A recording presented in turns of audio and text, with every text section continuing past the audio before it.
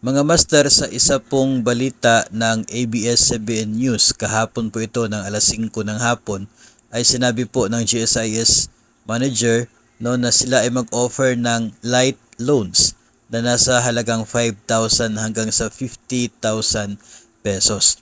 Ito daw po yung binanggit mismo ni President and General Manager Vic Veloso ng GSIS.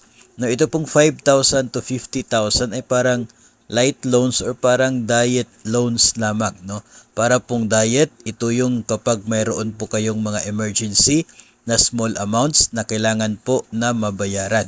Yun po yung sinabi ng GSIS President. So nasa 5 hanggang 50,000 yung pwedeng ma-avail ng loan na ito daw na mai-offer ng GSIS pagdating po ng Oktubre.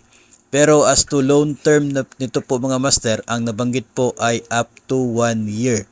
So isang taon lamang, no, yung repayment period.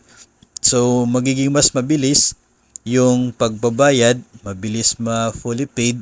So parang pwede kang mag-renew nito every year kapag ma-fully paid nyo po.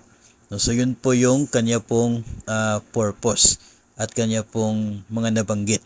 Hindi pa naman po nabanggit dito kung magkano po yung interest rate ng nasabi pong loan. Siguro po ay pag-usapan pa yan in the future kapag ito po ay i-announce na at i-launch na ng GSIS. Sa ngayon, yun lamang po yung mga nalalaman nating impormasyon tungkol po dito sa magiging loan offer daw ng GSIS ngayong darating po na Oktubre na kanila pong plano. Kung natatandaan po ninyo, nung dati po, itong MPL Flex na ngayon po ay ina-avail, no, ay October din nang ito po ay na-offer ng GSIS.